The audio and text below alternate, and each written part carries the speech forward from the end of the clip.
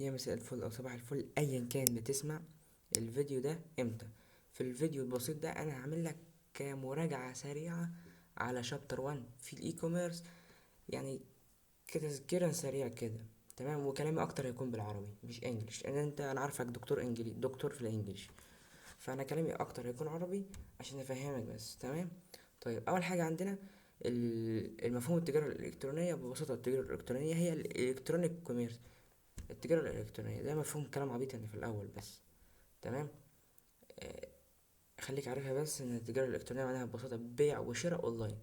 مش لازم يكون موقع، يعني مش لازم يكون موقع ضخم. تمام. انت حتى لو بعت موبايل بتاعك كده على صفحات الفيسبوك، موبايل قديم عندك على الفيسبوك مثلا، ما هو ده تجارة إلكترونية. تمام. المهم إن الحاجة حصلت أو الصفقة حصلت، فده مفهوم تجارة إلكترونية في العموم. دي اول حاجه. طيب بعد كده تعريف التجاره الالكترونيه، definition of e-commerce. طيب التجاره الالكترونيه هو بص اي تعامل تجاري بيتم باستخدام الانترنت. اي تعامل تجاري انت بتعمله بالانترنت سواء مواقع او تطبيقات. آه طب اقول لك مثال بسيط، مثلا لما تفتح تطبيق طلبات وتطلب منه اكل، ما ده اي كوميرس. لما تدفع فاتوره الكهرباء من تطبيق البنك، برضو ده اي كوميرس. يبقى تعريف التجاره الالكترونيه هو استخدام الإنترنت والويب والتطبيقات والمتصفحات اللي بتعمل على أجهزة محمولة أجزاء لإجراء المعاملات التجارية. موضوع بسيط، طالما استخدمت الإنترنت، أي تعامل تجاري بيتم باستخدام إنترنت أو مواقع أو تطبيقات على الموبايل، فده اوريدي اي كوميرس. تمام. يجيبها لك كده في الام سي كيو. تمام. تمام. طيب التعريف الرسمي شوية للإي كوميرس هو، يعني هي يعتبر زي نظام صفقة بتتم بين الافراد او شركات، او مثلا شركه بتبيع لشركه او شخص بيشتري من متجر اونلاين. كل ده متسجل ورقي، رقمي مش ورقي، يعني كل بيتم رقميا مش ورقيا. ده رسمي اكتر للاي كوميرس. طيب الشراء والبيع في التجاره الالكترونيه، الباينج اند سيلينج في الاي كوميرس، طيب هيكون نظامه ايه؟ برضو كلام فاضي برضو. تشتري مثلا تشتري كتاب، تشتري شنطة، تشتري مثلا كورس اونلاين. طالما استخدمت الانترنت كوسيط او كحاجة كوسيلة ان انت تشتري الحاجة دي، فده اي كوميرس اهو. التجارة الإلكترونية هي عملية شراء وبيع السلع ومنتجات المواد الإلكترونية أو الخدمات باستخدام الإنترنت. طالما استخدمت الإنترنت كوسيلة، فأنت كده بتستخدم التجارة الإلكترونية الإي كوميرس. طيب دورك انت كمشتري، دور المشتري، دورك انت كمشتري تعمل ايه؟ دور المشتري ان هو يشوف المنتج اونلاين، كده كده كل اونلاين. هتشوف المنتج بتاعك اونلاين، تختار اللي يعجبك. يعني انت تشوف المنتج وتختار اللي يعجبك وتدفع بقى، تدفع بامان. يعني بامان يعني مثلا فودافون كاش، بطاقات تحويل بنكي. تمام. تمام. اهو يعد ذلك بعد ذلك يقوم البائع لا ده احنا هنا في دور المشتري، ومشاهدة المنتجات ثم طلبها وإتمام عملية الدفع باستخدام وسائل الدفع المقبولة. أنا بشرح لك اللي أنا فاهمه، يعني مش بقرا معاك اللي مكتوب، أنا بشرح لك اللي أنا فاهمه. طيب. طيب دور البائع هنا، دور البائع لسه ما كملناش. آه دور المشتري. طيب أديك مثال، لما تشوف أنت مثلا لما يكون مثلا أيفون على نون أو أمازون. يا سلام تقول أيفون، يا عم اسكت بس، احنا هنجيب أيفونات احنا. طيب لما تشوف مثلا أيفون على نون، ضيف لسلة المشتريات وتدفع كده، انت ايه؟ خلصت دورك كمشتري، انت خلصت دورك. طيب. طيب يجي بقى دور البائع. دور البائع بيعمل ايه؟ دور البائع بعد ما تدفع بيشتغل دور البائع، بيجهز لك المنتج، يشحن لك بالطريقة اللي انت اتفقت عليها مثلا، الطريقة المتفق عليها في الموقع نفسه كام يوم والكلام ده. تمام اهو دور البائع قلته لك اهو مكتوب قدامك، بس انا شرحته لك باسلوب مختصر. هتقول لي طب ما تقرا انجلش، ما يا عمي انت دكتور انجليش وغير كده انا عايز افهمك المادة عربي، انت فهمتها عربي هتفهمها انجليش، فاجراها مع نفسك تلاقي ان الدنيا سهلة. تمام. طيب another name for e-commerce، اسم اخر للتجارة الالكترونية، تعرف تجارة الانترنت. تجارة ايه؟ يعني ممكن تجيلك ام سي كيو، يبقى الانترنت كوميرس هي بينها الاي كوميرس. تمام. لان الاغلب بيقول التجارة عبر الانترنت، فانترنت كوميرس نفس المعنى، بس الكلمة دي اوضح يعني اللي مش فاهم المصطلح في اللي هي الاي كوميرس عامة. طيب تعالى بقى ناخد examples of e-commerce websites، أمثلة على مواقع التجارة الإلكترونية. أمازون. طب أمازون بيعمل إيه؟ أو بيبيع كل الحاجات بص، من كل حاجة هتلاقيها على امازون. طيب جوميا، السوق المصري العربي، الكلام ده كله. طب الاي باي والاوليكس دي كلها امثلة على على مواقع التجارة الالكترونية، مهمين جدا، واتوقع اجيبها لك في الام سي كيو بكرة. طيب، نمو نطاق التجارة الالكترونية. انا هختصر لك الدش ده كله، انا يعني مش بسألك في ده في الدش ده يعني، بس انا هقول لك المختصر المفيد بتاعي، هشرح لك ان انا فاهمه، وبعد كده هرجع اقرا معاك. مختصر رقم 9 ده عشان بس. التجارة الإلكترونية يعني بتوسع بسرعة أو بتتسع بسرعة. ليه؟ بسبب إيه؟ أول حاجة يقول لك انتشار الإنترنت. طبيعي لما في إنترنت فأكيد كده كده عندي تجارة إلكترونية. الموبايلات الذكية دلوقتي سهلت الموضوع على الآخر. ايه كمان؟ انت عندك ثقة في الدفع الإلكتروني، انت جربت أصلا تطلب قبل كده والدنيا شغلت معاك، فحبيت الموضوع فبتجرب أكتر، ثقة الدفع الناس، ثقة الناس في الدفع الإلكتروني بتوسع او بتتسع من سرعة التجارة الإلكترونية، يعني خلاها النمو بتاعها يزداد. حتى الشركات الصغيرة دلوقتي بتشتغل اونلاين. ليه بتشتغل اونلاين حتى الشركات الصغيرة؟ لان العميل مش عايز يخرج من البيت، اللي هو انت يعني عايز كل حاجة تحت رجلك. ده مختصر الكلام، هقراه لك بسرعة. تم التجارة الإلكترونية بسرعة بسبب التوسع في الإنترنت. طيب، تعتبر عديد من الشركات أحجامها مش عارف الكلام ده كله. تمام. أم، تحدث بين الشركات أو شركات العلماء والعملاء والكلام ده كله. تعتمد التجارة الإلكترونية على تقنيات مثل التجارة عبر الهاتف، قلتلك، والتحويلات المالية وإدارة الإعداد والتسويق عبر الإنترنت. تمام. مهمة دي. تستخدم التجارة الإلكترونية عادة شبكة الويب العالمية في مرحلة واحدة على الأقل. بتستخدمها في مرحلة واحدة على الأقل، اللي هي وورلد وايد ويب. بتستخدمها على الأقل في مرحلة واحدة. بتستخدم أيضا تقنيات أخرى مثل البريد الإلكتروني، الإيميل. ده باختصار شديد. نخش رقم 10. الفرق بين التجارة الإلكترونية والأعمال الإلكترونية، الإي كوميرس والإي بيزنس. هقولهم لك بسرعة كمثال سريع، وهرجع أقرألك اللي مكتوب كله. بص، الإي كوميرس هي بيع وشراء، بس الجزء اللي بتعامل بيه مع العميل هو الإي كوميرس. يبقى التعامل بتاعك مع العميل في البيع والشراء ده الإي كوميرس نفسه. طيب، كل حاجة جوه الشركة بقى، من جوه البر، إدارة الموظفين، المخزن، المحاسبة، الدعم الفني، اي حاجة من جوه، ده الاي بيزنس. طب اللي بره التعامل، الجزء اللي بتعامل بيه مع العميل والبيع والشراء والكلام ده كله، ده اي كوميرس. تمام. طب مثال بسيط كده، امازون نفسها، امازون، موقع امازون ده اللي ظاهر لك كده، ده اي كوميرس، تجارة الكترونية. طيب امازون نظامها الداخلي اللي بيدير بقى اللي بيدير الطلبات والكلام ده كله، ده اي بيزنس. ده الفرق بينهم في مثالين في ثواني، بس طبعا لازم تحفظ الكلام المكتوب عندك هنا. طيب، الاي بيزنس، العملة الإلكترونية، معاملات والعمليات الرقمية داخل المؤسسة. قلت لك داخل المؤسسة، أي حاجة داخل الشركة جوه الشركة فده اي بيزنس. طيب، هل هما الاي بيزنس هي الاي كوميرس؟ لا طبعا، على الرغم انهم مصطلحين بالتبادل الحال، لانهما لا مختلفان بوضوح، الاتنين مختلفين. طيب، في التجارة الإلكترونية تستخدم تقنيات المعلومات والوصول لدعم والعلاقات الخارجية. أهو قلت لك خارجي يبقى إي كوميرس. شايف أنت لو فاهم صدقني هتلاقي الموضوع أنا فاهمهم، فقلت لك اللي أنا فاهمه وأدينا بقرا معاك كل حاجة أنا فاهمها مكتوبة. طيب، تركز العمل الإلكتروني على تحويل العمليات الداخلية. إي كوميرس داخلي، الإي بيزنس قصدي، العمل الإلكتروني إي بيزنس داخلية. طيب، هتلاقي كله بيتكلم عن داخلية وخارجية. لا تشمل الآلة الإلكترونية المعلومات التجارية تم تبادل قيمة بين المنظمات المختلفة. يعني داش، يعني مش هتقدر تاخد بالك منه كتير. المهمة دي بقى، الاي كوميرس consider a specific part of business. ايه business؟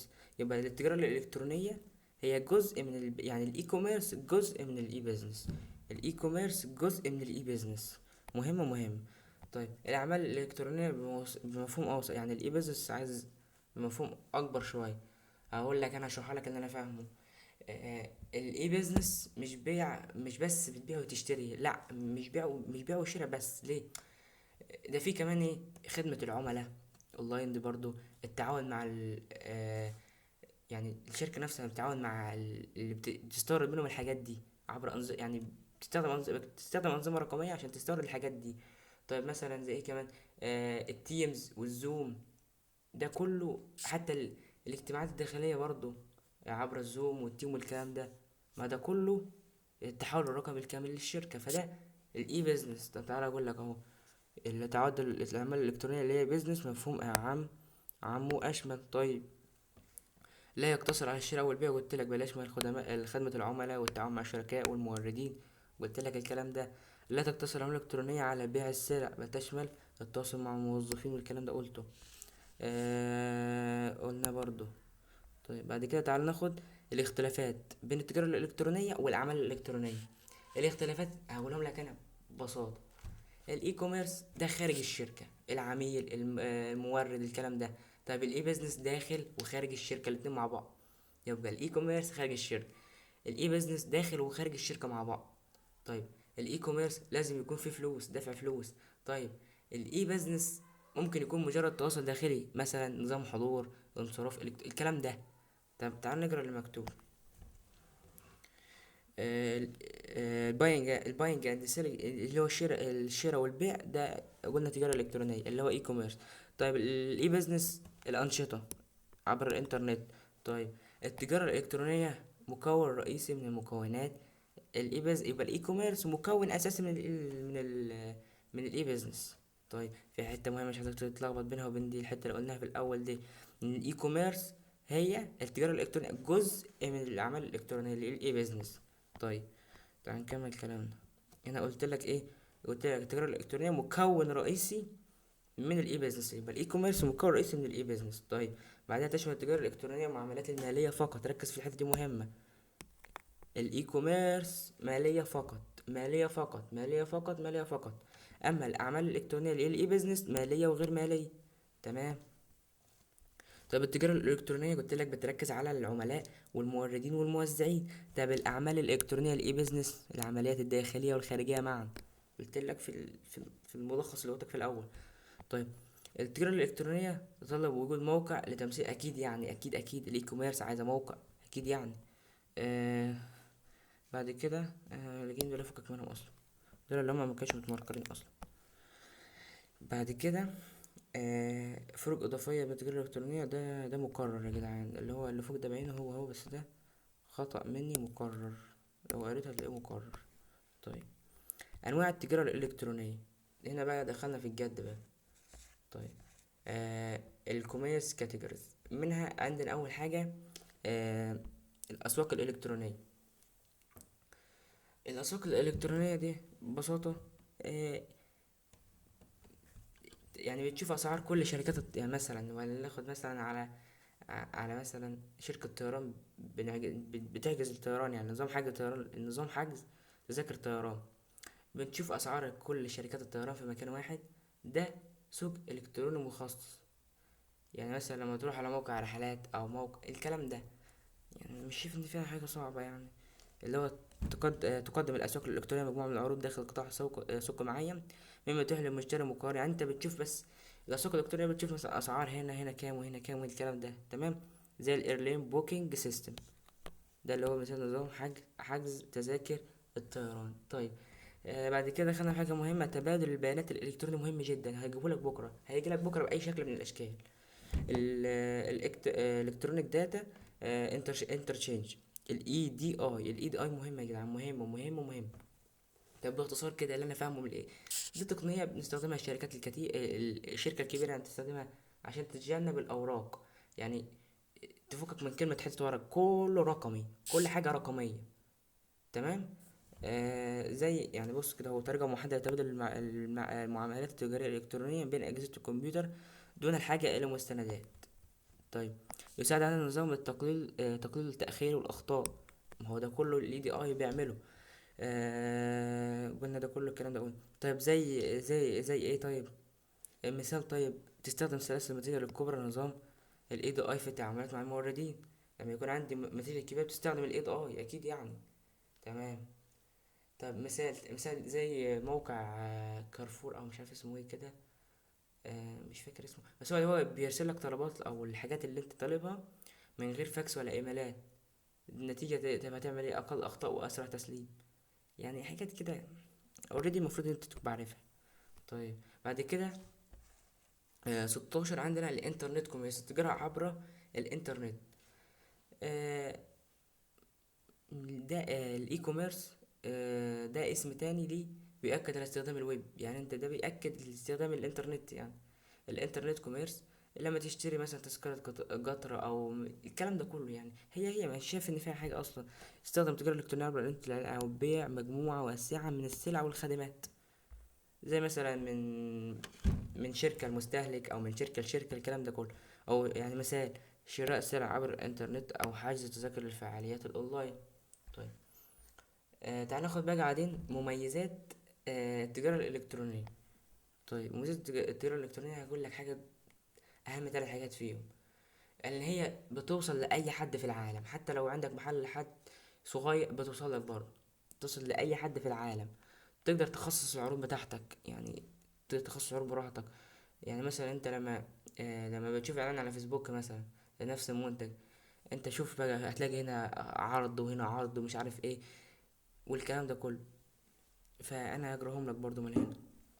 الخصائص بتاع التجارة، الفيتشرز بتاع لا انا اتلخبطت يا جدعان. آه آه آه آه آه آه. الفيتشرز بتاعتي غير المميزات. طيب، نطاق جمهور اوسع. يعني قلنا بتوصل لجمهور عالمي بسهولة وبتكلفة اقل. لازم تحفظ المصطلحات دي عشان لما تجيلك هتكتب تحفظ ده او ده انت اللي يريحك. معيار عالمي، قلنا تقنية الانترنت بتعمل بمعيار موحد على جميع في جميع انحاء العالم. طيب، ريتش كونتنت، محتوى غني، تدمج النصوص والفيديو والصوت زي الاعلانات اللي بتشوفها على فيسبوك كده. شوف بيبقى عامل لك بالفيديو فيديو احترافي، انت تشوفه تتشد تخش تراسل تقول له مثلا ده بكام وده مش عارف ايه. ده من الفيتشرز بتاعت الاي كوميرس. طيب، سهولة التفاعل. شوف انت مثلا لما مجرد بس بتضغط على ارسال رسالة بيحولك على طول اوريدي تلاقي الرد تلقائي. يمكن لها التفاعل مع منزلها من دون زيارة المتاجر. طيب، التخصيص، بتعمل لك عروض مخصصة لكل عميل. طيب، التواجد الشامل، يمكن وصول الانترنت في اي وقت، في اي مكان، في اي وقت تقريبا. طيب، بعد كده الرقمنة التجارية، استخدام تقنيات المعلومات والاتصال لربط جميع اطراف العمل الرقمية. تمام.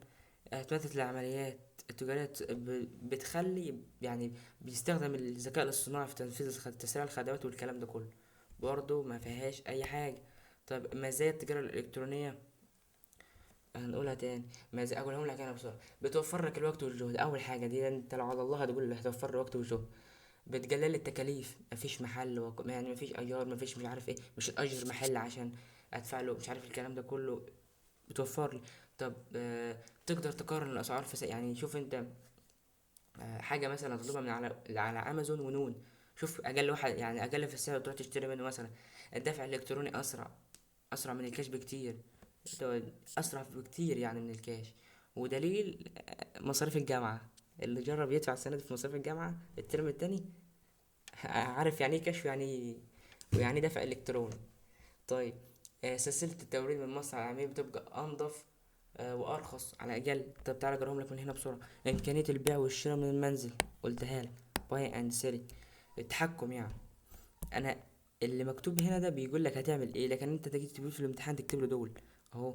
لو جات لك انا عايز المميزات تكتب لها الاسود، مش اللون ده، انا عارف ازرق ولا ايه سبته ايه اصلا. اجراء المعاملات في اي وقت وفي اي مكان. طيب، امكانيه البحث عن اقل اسعار، قلت لك تقدر تعمل مقارنه. تمكن الشركات من وصول شركاء حول العالم. طيب، انخفاض التكلفه، قلت لك بتقلل التكلفه بتاعت التحويلات الماليه الالكترونيه، اسرع من الكاش، اسرع من ان انت تدفع كاش يعني. امكانية الطلب من عدة موردين، قلناها برضو. التوريد نفسه بيكون اسرع واقل تكلفة. وتقدر تعمل مشاركة للجداول بتاعتك اللي بتاع المخزون، امتى هيخلص، امتى مش عارف يعمل ايه، امتى اوفره تاني، امتى والكلام ده كله. طيب، عيوب التجارة الالكترونية بقى، تعالى اقولهم لك على السريع من غير ما تبقى ده انت لو على الله برضو هتقولهم. مخاطر الاختراق. طب ما انا ممكن اخش على موقع اصلا هو مش بيبيع ولا بيشتري وبس، هو حاطط صور كده وخلاص. اول ما اخش بيخترق موبايلي او بيخترق الحاجه اللي انا بداخل منها. آه عيب كمان، مش هتشوف المنتج غير صور قبل ما تدفع، يعني مش هتمسكه مثلا. طيب، مشكله كمان عندك لو النت بطيء، هيخلي الطلب عندك يتلغي الكلام ده. الخصوصيه مش مضمونه 100% اكيد يعني. آه بس يعني ما اعتقدش في حاجة تانية غير كده. تعال نجربها ونشوف. أنظمة تبادل البيانات مكلفة للشركات الصغيرة. تمام، مكلفة جدا. آم، بعد كده خصوص المعاملات الإلكترونية غير مضمونة قلناها. مفيش معايير عالمية موحدة للجودة الموثوقة، مفيش معايير موحدة. آم، بطء الإنترنت أحيانا يؤثر على المعاملات. قلت لك في ملخص السؤال اللي قلت لك في الأول. تحتاج الأمان عالي، لأن كل المعاملات بتتم عبر الإنترنت. كل حاجة بتتم عبر الإنترنت، فأنت محتاج أمان عالي. المفروض يعني ده من عيوبها، مفيش أمان عالي. خطر شراء منتجات مقلدة. يعني ممكن تخش على الموقع بيكون بيبيع حاجة كوبي كلها أصلا. آه، قد تعرض لمعاملة الاحتيال الإلكتروني، الهاكينج يعني، اللي هو تحتيه على طول. القراصنة، سرقة أو تدمير البيانات. طيب، تعالى بعد كده تطبيقات التجارة الإلكترونية، ما أسهلها وما يعني. هقول لك كام حاجة بس على السريع غير اللي مكتوبين هنا. زي مثلا المحافظ الرقمية الإلكترونية، زي مثلا فودافون كاش، أو التذاكر الإلكترونية لما تحجز طيارة مثلا. المشتريات الجماعية. المساعد الافتراضي اللي هو مثلا الشات جي بي تي، الشات بوت، أي حاجة. ده كله تطبيقات التجارة الإلكترونية. وهو عندك تقراهم كلهم، ما تسيبش فيهم حاجة. هو مثلا التجارة الإلكترونية عبر الدردشة. الديجيتال وولت، المحفظة الرقمية. أتمتة المستندات، التذاكر الإلكترونية. إدارة محتوى المؤسسات. الشراء الجماعي، الجروب باينج. الرسائل الفورية. المجموعات الإخبارية. الأونلاين بانكينج، خدمة المصرفية عبر الإنترنت. الأونلاين أوفيس سويتس، برامج المكاتب الإلكترونية عبر الإنترنت. البرنت اون ديماند، يعني الطباعة حسب الطلب. الشوبينج، برامج سلة التسوق الإلكترونية. الشبكات الاجتماعية، السوشيال نتورك. والكلام ده كله انا عايزك تقراهم. وهو المساعد الافتراضي اللي هو الارتفيشال انتليجنس. كلهم اتفه من بعض. طيب، بعد كده عندي نماذج اعمال التجاره الالكترونيه. عندي كام نموذج؟ عندي 7 نماذج اتفه من بعض، اول حاجه بي تو بي، بيزنس تو بيزنس، من شركه لشركه. طيب، بي تو سي، من شركة لمستهلك. بعد كده سي تو سي، من مستهلك لمستهلك. طب سي تو بي، من مستهلك لشركة. طيب بي تو جي، من شركة لحكومة. طيب من حكومة لشركة، جي تو بي. طيب من حكومة لمواطن، جي تو سي. طيب تعالى اقولهم لك بسرعة كده، كل واحد في السريع منه. اول حاجة بيزنس تو كونسيومر، بي تو سي. اول حاجة عندك بي تو سي، من شركة لعميل. يبقى اول حاجة عندك البي تو سي من شركة، ثانية واحدة بس، من شركة لعميل. آه، احنا بادئين ليه متلخبط؟ بي دي اف هنا اللي غير ماشي، اوكي. البي تو سي من شركة لل من شركة لعميل. طيب زي ايه مثلا؟ بيع منتجات مباشرة للعملاء. تمام، يمكن للعملاء مشاهدة المنتجات واختيار، يعني انت زي بالظبط اللي هو امازون ونون وجوميا والكلام ده كله. تمام. آه اعتقد سهله، اللي هي امازون ونون وجوميا وكونغا والكلام ده كله، مثال على البي تو سي، من شركه لعميل. طيب، طب البي تو سي ده بيركز على ايه؟ يركز نموذج على العملاء والافراد وليست الشركات. مهمه، جابها في الكويز. آم، ماشي. تاني حاجة البي تو بي، من شركة لشركة. طب هتقول لي يعني من شركة لشركة؟ اقول لك حاجة بسيطة، مصنع ادوية بيبيع للصيدليات عبر موقع خاص، اهي سهل. موقع يعني المصنع بتاع الادوية بيبيع للصيدلية، دي شركة، دي يعتبر شركة. سهل، من شركة لشركة. بيبيع منتجات لشركات اخرى وليس المستهلكين. طيب، عبر الانترنت، والدخول تطلب دخول منصة والكلام ده كله. وقد يكون اعمال خاصة، يعني كل صيدلية مثلا في تعاون، الكلام ده يعني. اهو مثلا تاجر جملة يطلب منتجات من موقع الشركة المصنعة. تمام. وده أكبر أشكال التجارة الإلكترونية. اللي هو بي تو بي. مهم. طيب. السي تو سي، عميل لعميل أو من مستهلك لمستهلك. طيب زي ايه؟ أوليكس أبسط مثال. بعت موبايلك على مثلا، عندك موبايل أو حاجة قديمة بعتها على أوليكس، ما ده من مستهلك لمستهلك. اي باي، جي جي، الكلام ده كله سي تو سي. تمام، بيبيع ويشتري مستهلكين من بعضهم والكلام ده. صدقني انت لو قعدت يعني لو فاهم كل حاجة بالعربي في الاي كوميرس هتخش تحل وانت مستريح. طيب، وهنا في النظام ده اللي هو السي تو سي يحدد المشتري والبياعون الاسعار والشروط بدون واسطات. طيب بعد كده السي تو بي من مستهلك لشركة، سي تو بي من عميل لشركة او مستهلك لشركة. آه يعني انت مثلا، انت كفريلانسر مثلا بتقدم لشركة، آه بتقدم لها حاجة او بتقدم لها خدمة او اي حاجة، يقدم المستهلكون منتجاتهم او خدماتهم للشركة. تمام. تقوم الشركات بتقديم عروضها ويختار المستهلك العرض المناسب ليه. تمام. اهو مثل العاملين المستقلون الذين يقدمون خدماتهم على منصات فايفر. تمام. يبقى انت كفريلانسر مثلا تقدم خدمة لشركة على فايفر، فانت كده مستقل، او يعني من شركة العميل اللي هي سي تو بي. طيب بعد كده رقم 5 بي تو جي، من شركة الحكومة، من بيزنس تو جوفرمنت. طيب من شركة لحكومة، يعني مثلا الشركة تقدم حاجة مثلا للحكومة عامة، زي مثلا مثلا مش عارف اقول لك ايه، بس يعني تستخدم من قبل الحكومات لتبادل البيانات المعلومات مع الشركات. يمكن للشركات تقديم طلباتها أو عرضها والكلام ده كله. طيب مثال الإعلان عن مناقصات حكومية أو تقديم مسؤوليات قانونية والكلام ده كله. طيب بعد كده من حكومة لشركة، جي تو بي، من حكومة لشركة. مثلا الحكومة تعلن عن مناقصة على موقعها ومش عارف والكلام ده. تمام. تمام. اهو من حكومة لشركة التواصل مع الشركات والكلام ده كله، تدعم المواقع والمزادات والمتناقضات والكلام ده، يعني سهلة ما فيهاش حاجة أصلا. بعد كده جي تو سي، آه مم، من الحكومة للمواطن.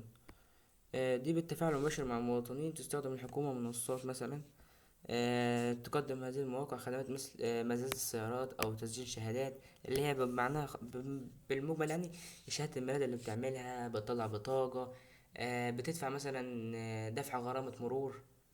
تمام، بتدفعها اونلاين برضو عادي. حجز موعد سجل مدني.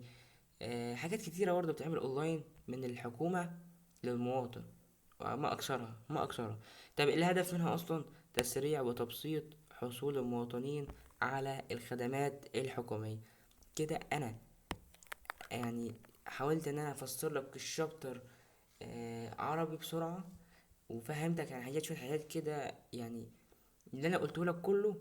يعني الجزء حاجه حاجه باخدها لك، بقولها لك انا فاهمها ازاي، انا كفاهمها ازاي، بقول لك اللي انا فاهمه واروح اقرا لك اللي في البي دي اف. فاهم الحاجات اللي انا فاهمها واروح اقرا لك البي دي اف يعني فهم على حسب اللي انا فاهمه فبقول، وارجع اجرب معاك البي دي اف. فاللي هو كده انت جمعت الشابتر. يعني انت لما تيجي تذاكر الشابتر دلوقتي بعد ما تسمعني خلاص انت عارف هتذاكره ازاي. تمام. تمام يا عم. لو كنت استفدت او وصلت لحد دلوقتي، لو مش مشترك في القناه اشترك، عشان اللي جاي اقوى ان شاء الله. الترم التاني هيبقى في حتة تانية. يلا سلام.